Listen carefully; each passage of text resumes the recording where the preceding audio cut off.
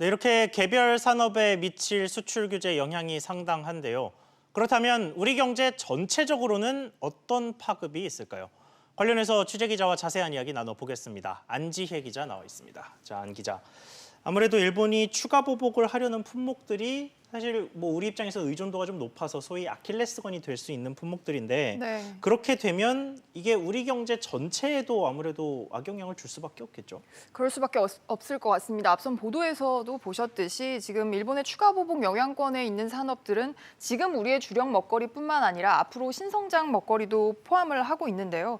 더 큰 문제는 이렇게 우리 경제 체력이 약해진 상태에서 외환 금융 위기까지 덮친다면 그 파급 효과를 가늠하기가 어려울 수 있다는 겁니다. 이번에 그 충격이 굉장히 좀 클 것 같아요. 왜냐하면 우리가 지금 몸 상태가 좋으면 웬만큼 감기는 다 이기는데 지금 우리 경제가 굉장히 허약해요. 1분기에 마이너스 0.4% 성장을 겨우 했잖아요. 자, 그러니까 애초에 우리 경제가 지금 그렇게 좋지 않았는데 일본 규제까지 덮치니까 더 문제다. 그러니까 복합적으로 위기에 처했다. 뭐 이런 말인 거죠. 네, 그렇습니다. 과거 외환위기나 글로벌 금융위기 때에는 우리가 제조업을 중심으로 한 실물 경제가 비교적 탄탄한 상황이었습니다. 때문에 자금 유동성만 확보를 하면 그나마 극복이 가능했던 건데 지금은 실물 경제가 받쳐주기 어려운 상황입니다. 최근 윤증현 전 기획재정부 장관도 한일 관계해법 특별대담에서 비슷한 취지의 일침을 가했는데 직접 들어보시죠. 예. 최근 한 2, 3년 동안 여러분도 동의하지 않습니까? 우리 제조업을 중심으로 한 실물 경제가 무너지고 있습니다. 여기에 만약에 외환 금융위기가 덮치면 그야말로 복합 위기로 번질 소지가 있습니다. 자, 그래서 우리 정부가 가만히 있던 건 아니고 종합적인 대책을 준비했다라고 하는데 이 대책 실효성이 얼마나 될까요?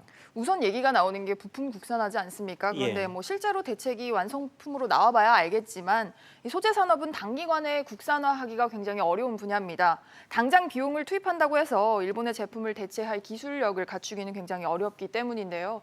박용만 대한상의 회장이 어제 있었던 일본 수출 규제 대응 민관정 협의회에서 협의회가 지금까지 한국이 50년간 이루지 못한 부품 소재의 국산화와 또 기술 고도화에 일조했으면 한다.